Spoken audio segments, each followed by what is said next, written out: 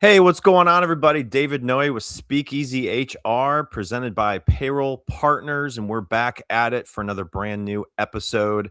Great guest today, episode 59. It's the end of January, and we're both, just like a lot of people in the United States, facing some nasty winter weather with snow and ice. So I wish everybody a safe week as you get into it. And if you are joining us live, thanks for joining us and spending part of your Monday with us. So I am thrilled to have Damon Clark on Speakeasy HR.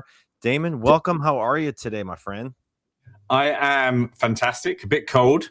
We have God knows how many kids at home because school's closed. But yeah, all good. Yeah, same here. I don't know when the kids will be back, but I knew yesterday when we got a foot of snow we would be off today, and we're not used to getting that, and we don't have the ice. I know people in the southern Kentucky and Nashville. A friend of mine down there has been sending me pictures of just horrible damage of trees and ice.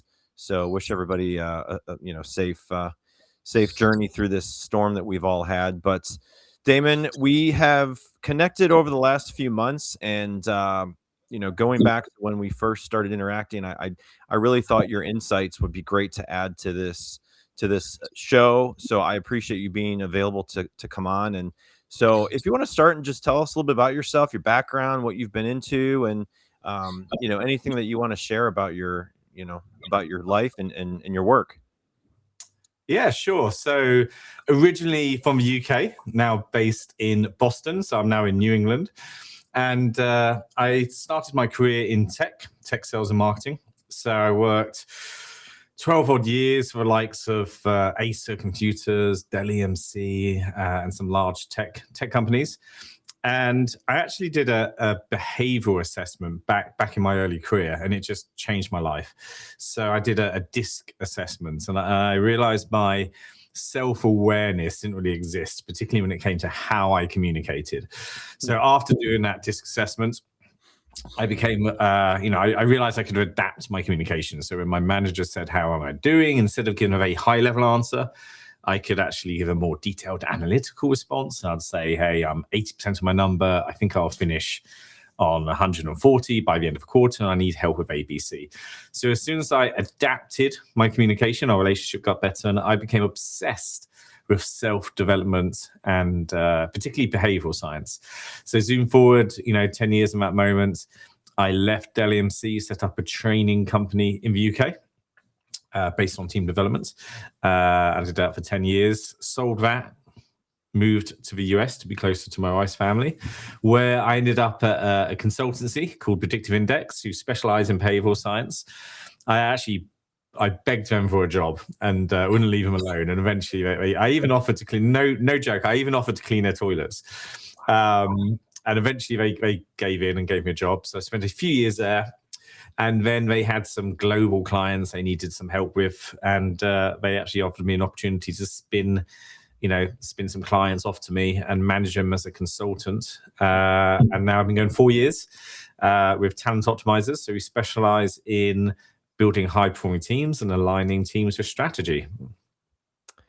Don't we all need that, right? I tell you what, it's not just HR that should be listening to this conversation. So if you are listening, joining live, have a question for Damon, go into the chat and throw it in there, and we'll get to it. So I always ask this, Damon, to my guests, but what's the biggest piece of advice you've ever received in your career? Oh, that is a good one. And I've been very lucky. I've worked with some great managers. Yeah. I think I've probably had about 8 or 9 managers in my career, and all of them have been fantastic. Oh, can I come back to that one? And you can. You can. Absolutely. Because I've got so many, I think, and the problem is there's too many good ones. So, I know. I got it. It was actually a colleague I worked with for the last few years, and she told me, if I'm waiting to talk, I'm not listening. And that just hit me, because I realized that I was always waiting to talk. So from that moment onwards, I stuck that sign up on my desk. in meetings, I sat on my hands, which was my code word to listen. And that was one of the best bit of advice I've ever had. That's great. No, I love that. I think a lot of people could take that advice and use it on a daily basis. So anyway, appreciate you sharing just a little bit about your background and kind of what you've been doing. When you were younger, growing up, what did you want to do in work? Is this what you had in mind when you were 10 years old? I probably wanted to go into the military and be a full-time mountain guide, but unfortunately, I was had a very nasty accident or disease as a kid in my knee. I had a tumor, and I took off half my knee at 14. I was left wheelchaired for a few years, and it was actually doubtful I'd walk again. So in some ways that was an amazing what happened, because I was quite sporty and that was my focus. I knew I wasn't very academic, and I moved to a lot of schools and I was very behind academically.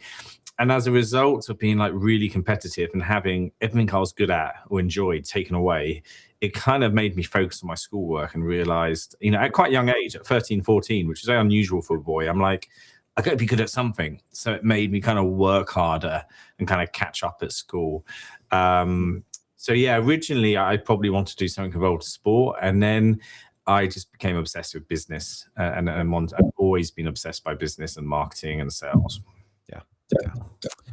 Yeah. A lot of people, when I ask that question, most times they don't say what they're doing. Obviously, some of them knew, and one of them even said, "Yeah, I was born to be in HR. I was acting like I was my mom and firing people instead of playing with dolls. I was firing my dolls, and I was playing HR when I was 8 years old." So usually people do not grow up and want to be in HR, or maybe run a business one day. But I think I was.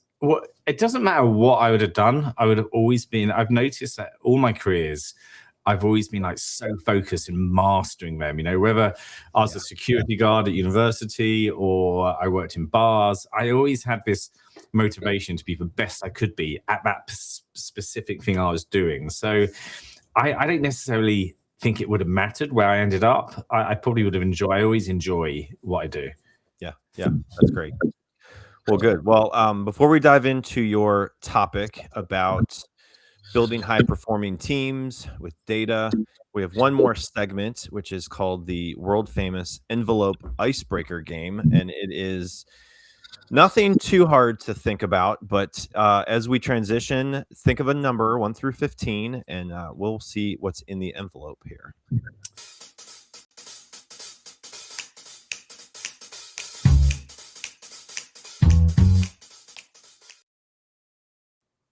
All right, Damon, 1 through 15. What do you got? 7. 7. All right. Number 7 it is. What do we got? It is, what's a random skill or talent you have that people are always surprised by? So, this is the best question. So I have this weird ability where in many activities, I'm so talented at one aspect, but another aspect of which you need to be good at, I'm terrible. So for tennis, for example, I think my backhand's better than Federer's. It is amazing. I went to a tennis club and I hit my first backhand, and the coaches were like, "Wow, we've got something amazing here." But my forehand, I can't hit it, and and it seems like everything I do, like music, I can hear music so well. I can know what a song is from the first millisecond of the beat, but I can't sing. So I have this thing where there's so many sports and active soccer, an amazing soccer player. I can't head the ball. Like every part of my game is pretty solid, but I just can't head the ball. It hits me in the face. I've gone through my life of just being so frustrated of being like quite gifted in one aspect and then really bad at the other. But I got 2. I'll give you 2. I've got I can undo jam jars. It's incredible. Like any jam jar you want undoing, I seem to be able to do it. Also, this is embarrassing. I'm very good at fish impressions, but only indigenous freshwater fish to the UK. So people always ask me, "Oh, can you do a bass or can I do a marlin, but I can only do indigenous fish to the UK, and I've studied indigenous fish to the UK in quite in depth. Some very good fish impressions. Unfortunately, both talents I've not been able to monetize. So what's your best fish impression? I got to see it then. I'm not going to do it.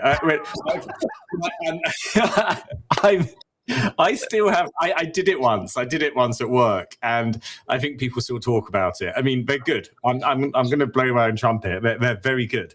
That's so funny. I love may it. have a few bourbons before I share that. Hey, that's okay. It's all right. Thanks for playing. That's always fun. You never know what you're going to get in the world famous envelope icebreaker game. So, just a few messages from our sponsor, Payroll Partners. So, if you want to grab a drink or get refreshed before we dive into your topic, Damon, about building high performing teams with data, we'll catch you here in about 1 minute. Finding a new employee takes time and money. For one position on a single job board, you could easily spend a minimum of $5 to $10 a day advertising a job post. It's worth noting that the average time it takes to hire a new employee is 36 days. However, it can take longer than that. You could find yourself paying hundreds of dollars a month for a single job board. And if you're using multiple job boards for multiple positions, this could add up to thousands of dollars a month. There is a much simpler and more affordable way of finding the right candidate. At Payroll Partners, we offer an applicant tracking system to help manage your hiring process. Our ATS is customizable, allowing you to decide which days you want to run the job and when to close it so you don't break the bank. And this feature lets you e-blast your network, posting jobs on multiple boards at once, all managed in one location. Payroll Partners, elevating your payroll and HR experience. So we're starting the new year. People look at technology in all different ways and data, as we'll get into it here with Damon. But when it comes to partners in technology that you use internally, if it's payroll and HR and you're fed up and frustrated, look us up. Look me up on LinkedIn. Would love to hear about your situation and just give you some advice and see how we can maybe help and see if we'll be a partner in the future. So payrollpartners.net. So a question came in while we were at the commercial, and it was Artrell. I've been looking for a freshwater fish impression to do training video, voice over work, I believe is what that is. So anyway, you might have to connect with Artrell and help him with his first impression for freshwater fish. So you never know what's going to come out of this Speakeasy HR. So Damon, when we had kind of talked about your background and what you would be able to bring on to the show, we started talking about building high performing teams, and we came to this conclusion that this would be the best top shelf topic for you. So when leaders hear data driven teams, where do they usually get it wrong? Yeah, I think initially when that phrase comes up, I think people are thinking organizations taking a more metric driven approach and using KPIs and cascading that approach through the organization. So when we think about teams using data, I think that's where people's minds go. We're going to all have scorecards and dashboards and everything's going to be about the number and the finance people are running the organization. And that's important, don't get me wrong. So often we come in because teams have got an element of dysfunction. And we quickly find out we'd actually have a robust way of building, tracking, and implementing strategy. And that's more important from building a people strategy. So we do a lot of work on that side, and it's important, and we should have KPIs, and we should cascade them down, and every employee should be, attached to a number to drive the wider goals or objectives at the top of the organization. But that's not what I'm referring to. I'm referring to using data to develop a people-first business. So what types of people data usually matter most when building your high performing teams, and which ones are just noise in your opinion? So I think other people will talk about employee surveys. And actually, let me take a step back. So when we think about people data, we typically find that when you have a board meeting or senior leadership meeting, you'll get all the other departments coming to that meeting with data, like the finance team are going to bring data, operations will bring data, sales will bring data, and now even marketing will bring data. Historically, marketing weren't so much focused on that, but now marketing will bring loads of data. But HR often doesn't. Yeah. And so I think, there's a broad thing we can do with data to help HR, and that can come from employee surveys, which some people get a little bit worried about, and we can talk about that. But there's retention numbers, engagement scores, there's pulse survey scores, there's behavioral data. HR can now bring a lot of data into those meetings. Yeah, absolutely. So can data enhance trust and engagement instead of making employees feel monitored and reduced more to like metrics? Yeah, it's this one comes up a lot, and it's why is someone doing an engagement survey? And I actually had a social media engagement with a family member who had to do an employment survey, and she wrote about the company are just using it to work out who to fire. And I kind of jumped in and say, hey, this is what I do for a job. And the management haven't got time to do that. Right. B, the systems don't allow for that. For software we use to roll out engagement surveys, you can't see individual scores. It doesn't allow it. And Right. Secondly, and lastly, let's take a step back and think about why employees are typically doing this. And they're typically doing it because they want to improve engagement and get people happier and more productive. So that's why. But that often the engagement survey is kind of, people don't understand it. And there's some things we can do to improve that. But in terms of the question was it other data, trust, how can data kind of support it? I think if the communication's right on why we're looking at this data, and it's not just employee surveys, there's lots of other stuff we can do, from behavioral assessments to trust studies. If you understand why and you do a good job of communicating that, then more importantly, doing a good job afterwards on communicating results and being transparent and committing to change, then employees they start to kind of turn from a skeptical to I like this company, they're doing their best to support us. And it's all down to the implementation and the communication and the feedback loop when a company is using people data. Yeah. So what's one data point you've seen consistently predict a team's performance better than others?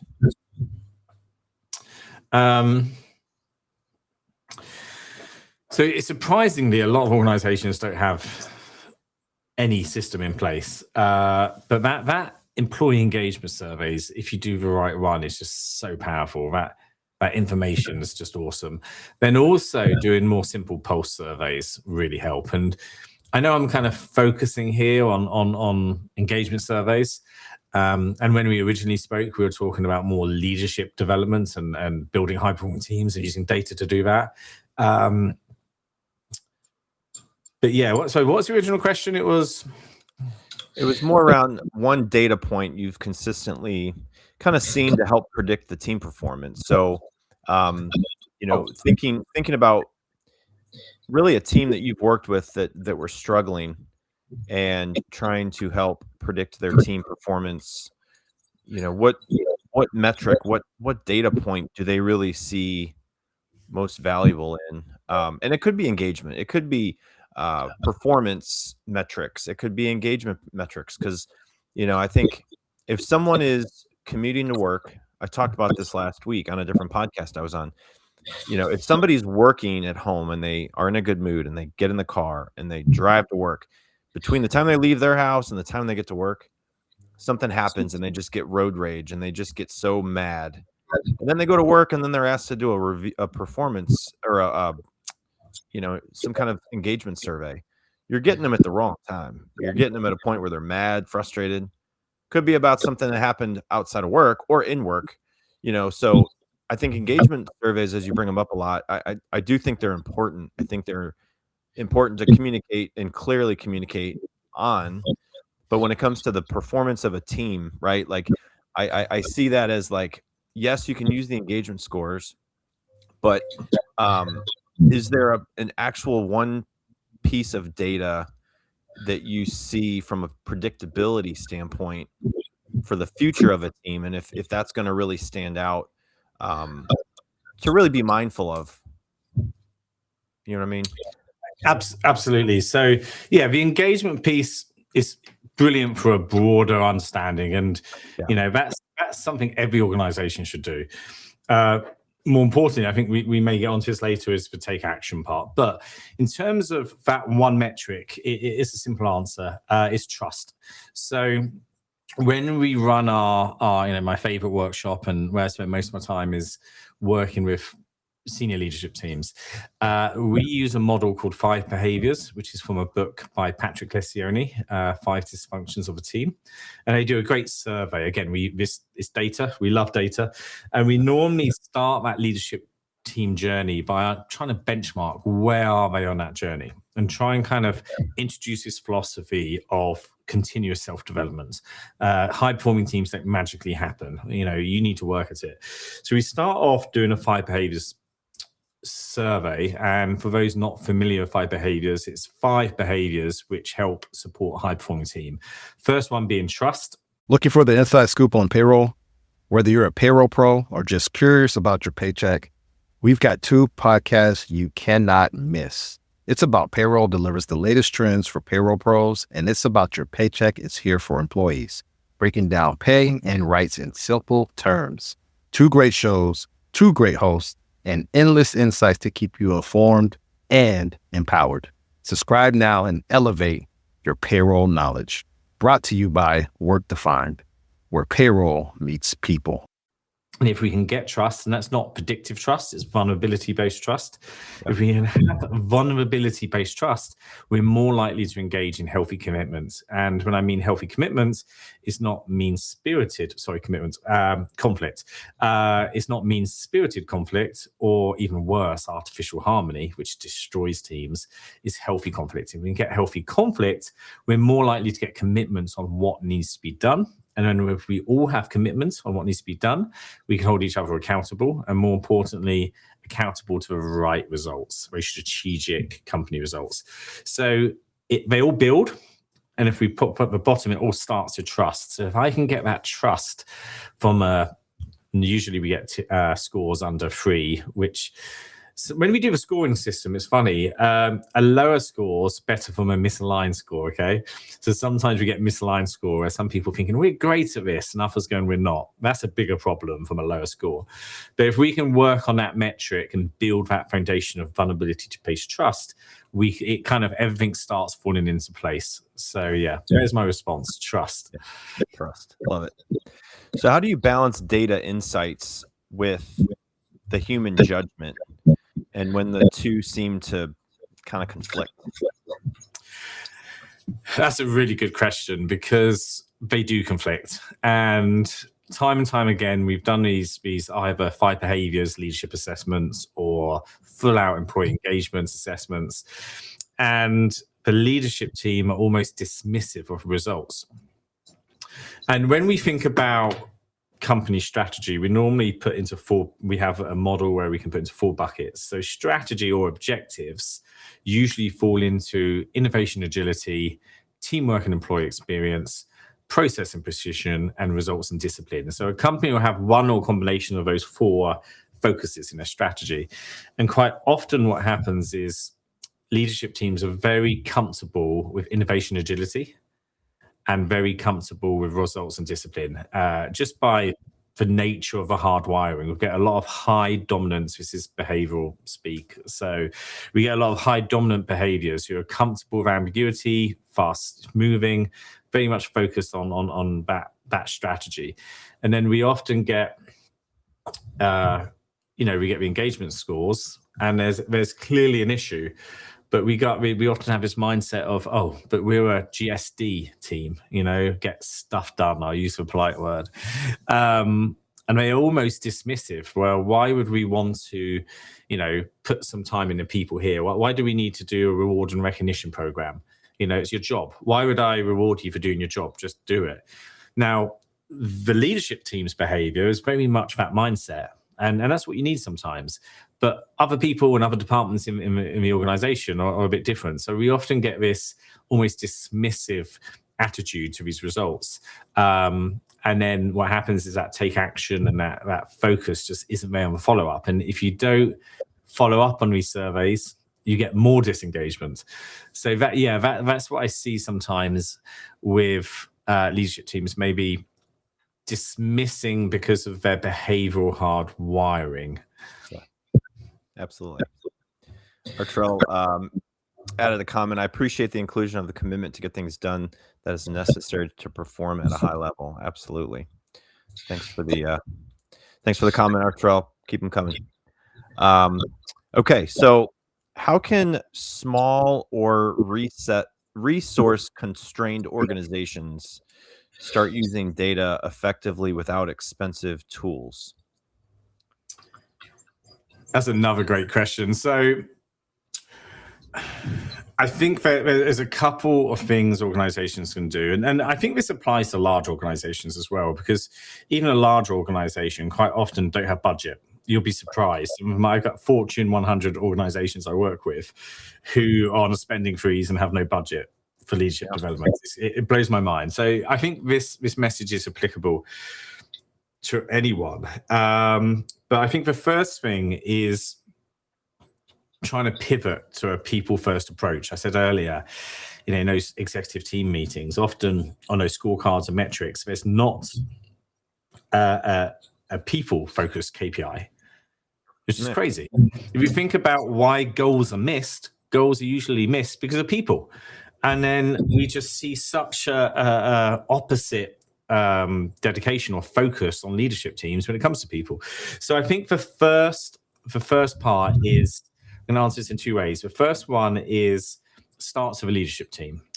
Let's benchmark where we are as a leadership team and where we should be. If you can get that leadership team having a stronger strategic mindset. When we do these workshops, often the same things come out. The trust is a big one, communication, strategic mindset, not running effective meetings. We get the same stuff that comes out. But if we can get that leadership team thinking more strategically about particularly team development, everything else works. So let's not boil the ocean. Let's just focus on, supporting that leadership team to execute strategy and start that journey by understanding it's a continuous development. It's like a gym membership. We go work these muscles. Now, if we get that leadership team upskilled, then it naturally cascades down the organization. So that's my first part to that answer is let's start with the leadership team and not worry about everything else yet. So that's the first part. Second part is accepting HR needs to be strategic. So quite often, I think the HR's pigeonholed into this hiring and firing and tactical situation. But for companies who want to scale, want to stop those plateaus, who want to get to the next level, one of the best hires you can make is a strategic HR, whether it's a fractional person or whether it's enabling current HR resource to become more strategic. So rather than worry about building a complicated people strategy, rolling out an engagement survey, which is a big lift, let's just accept those two principles. Let's focus on the leadership team and also enable HR to be more strategic. And I think if we can do that, everything else will fall into place. Yeah. So where do leaders tend to over-rely on data, and where do they overuse it entirely that you've seen?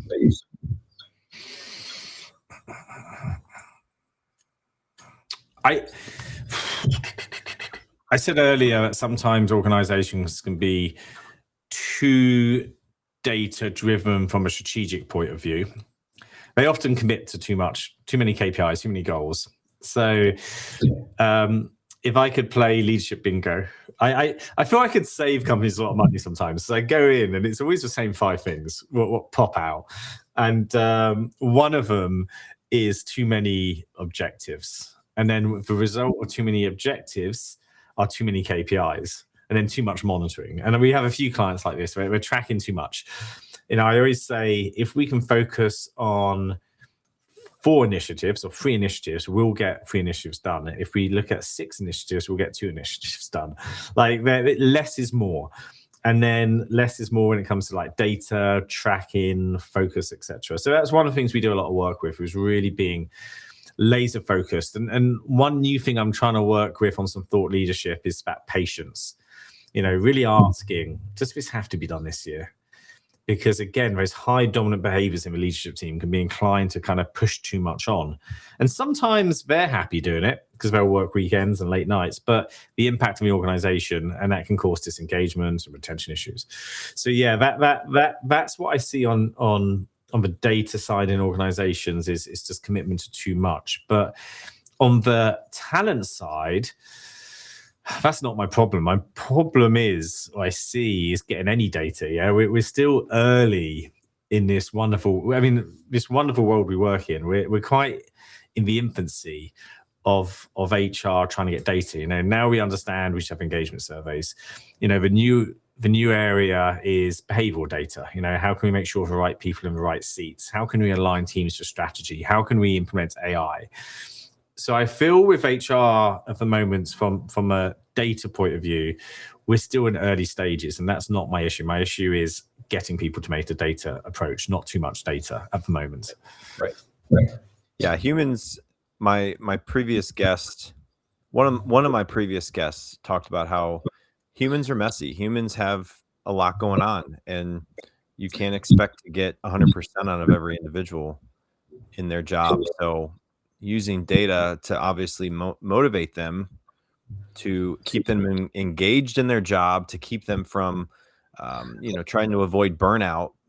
Sometimes data really isn't going to help that. So leads me to my next question about just the role that managers should play in translating data into meaningful action for their team. So when you have data, what role should managers play in translating that data back to their team to make actionable items for their team? I'm going to repeat maybe what I said earlier, but I think the challenge we got isn't managers, it's leaders. Mm-hmm. We need to teach them to do more, take action, and enable them to take action. Then it will cascade down to those managers. I sometimes go in and do work for senior managers, but not the leaders, and it just kills me because it's just a wasted opportunity. If we can get those leaders almost train the trainer, upskilled to really running effective meetings, really running effective one-to-ones, really understanding coaching, understanding how to communicate differently according to behavior, then if I can get that right, I can cascade it down the organization easier. And now we've got some great software tools to help with that. So, for example, performance management is a big one.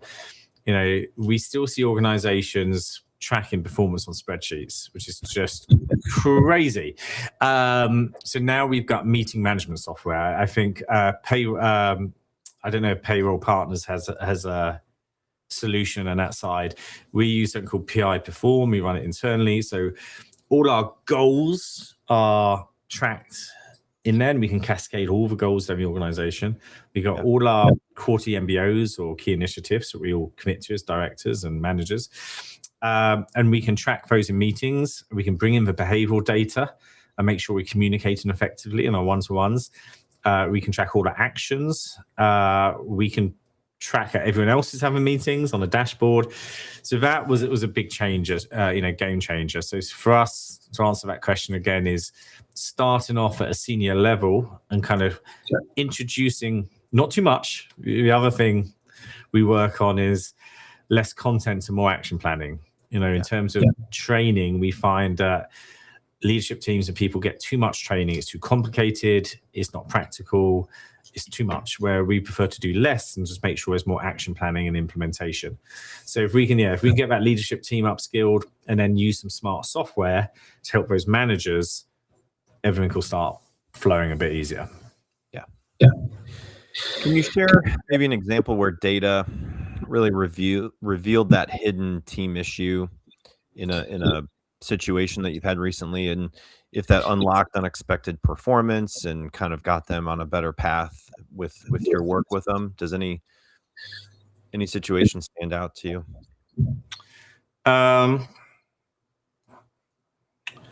Possibly a few. Oh, I know. This wasn't just data, but it was also using external consultants. I can't get fired when I go in and do consulting. I can't get fired, and I've got all that broader experience and outside perspective. So I got a good example when it comes to that and using data, particularly behavioral data. So we had a client. They did a big construction company, and they had a new external director come in, managing a team, and that team would do risk assessments at the building sites. They had like 50 building sites. And so this team would go in and do kind of audits. And the challenge was they weren't doing the audits properly. They were late. There was inaccuracies. There was all kinds of problems. I think they failed an inspection as a result. And so we were brought in to do some leadership coaching with the new director, because it was felt that the problem laid with her. So the first thing we did, we had 8 sessions. Before the first session, we span up a behavioral analysis of the team. So we can do some really fun stuff now with data. We know we can behaviorally understand a person and look at strengths and caution areas, and use something like DISC, or predictive index is one we like to use. So we can use Myers-Briggs or DISC, and we can look at someone's behavior. We can look at how they're hardwired, what they're going to be good at, and what they're going to enjoy, and then stuff they're not so good at. So we span up the fun stuff. We can actually do it as a team, as a collective. We can do a team analysis of the team strengths, caution areas. And we can also plug in strategy. I talked about those 4 quadrants earlier: innovation, agility, teamwork, employee experience, process and precision, and results and discipline.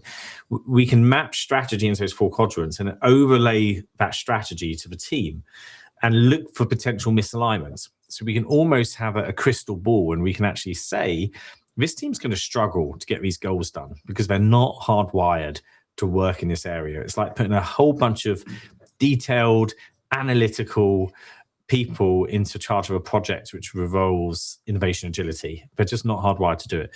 So anyway, we do this as part of our process when it comes to coaching, leadership coaching. And we figured it out in the first 10 minutes what was going on. So the team for strategy was very much focused on process and precision. It was very repetitive work. It was following rules and structure, very detailed. And the whole team, apart from the director, was up in totally opposite quadrant behaviorally. They're all in innovation agility.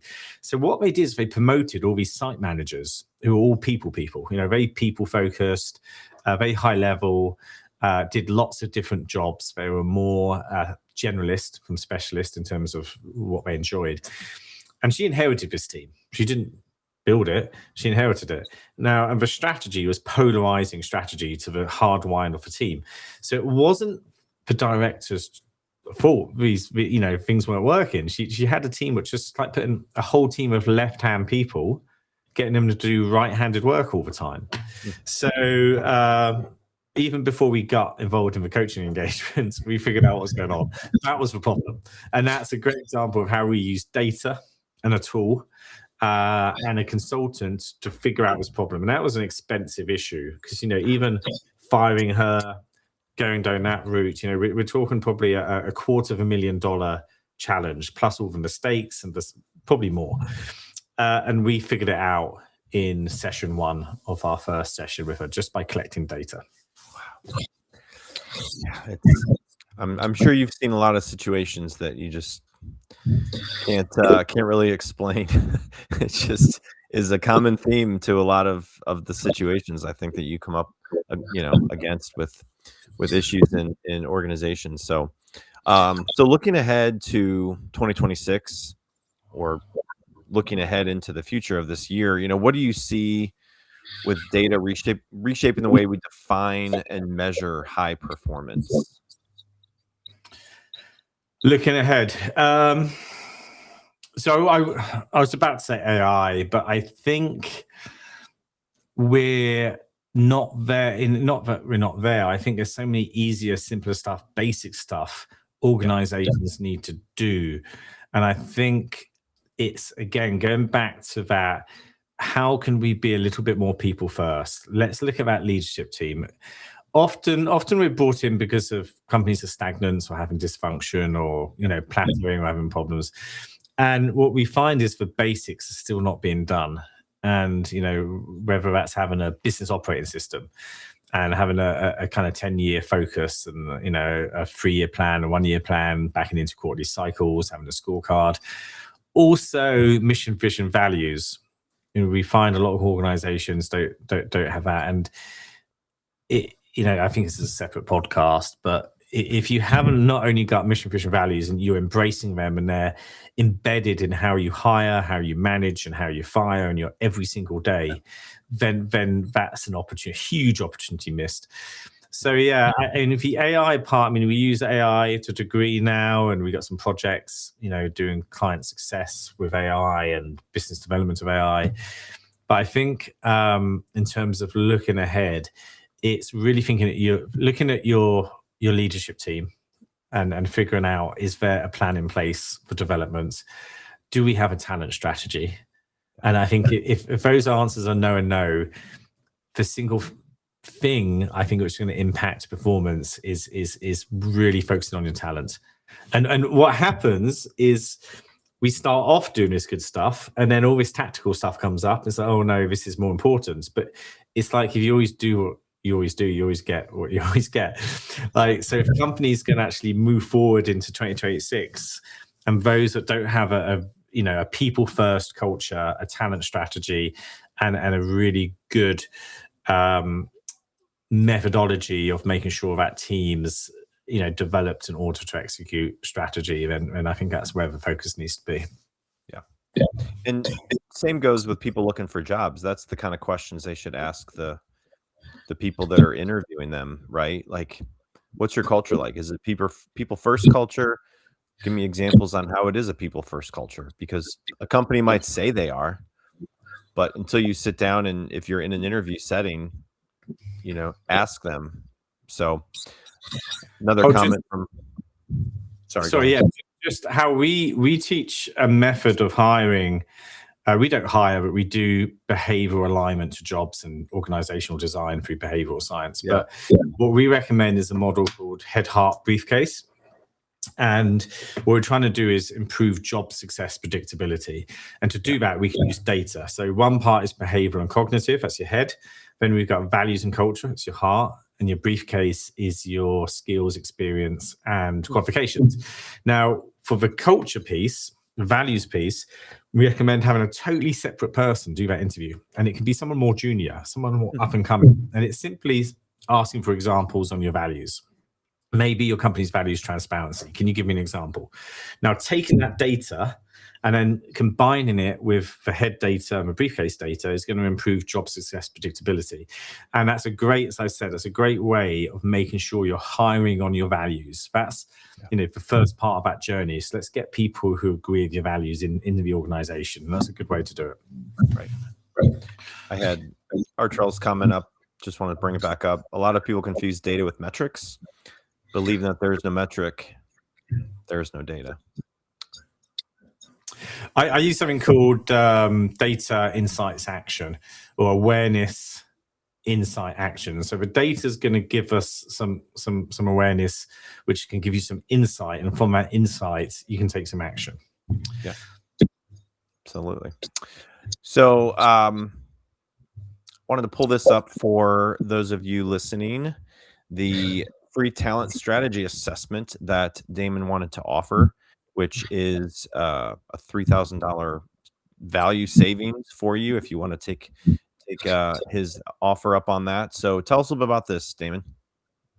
Yeah, so this is a game changer in terms of what we do. I think people have done DISC and predictive index, and it's just frustrating. Often everyone thinks this is amazing, and then it gets put in the cabinet and not used again, which just our ethos as an organization is less content. Let's make sure we embed it. And the software enables that a lot easier now. So we're having a lot more traction by kind of embedding behavioral science in people's day-to-days, which is great.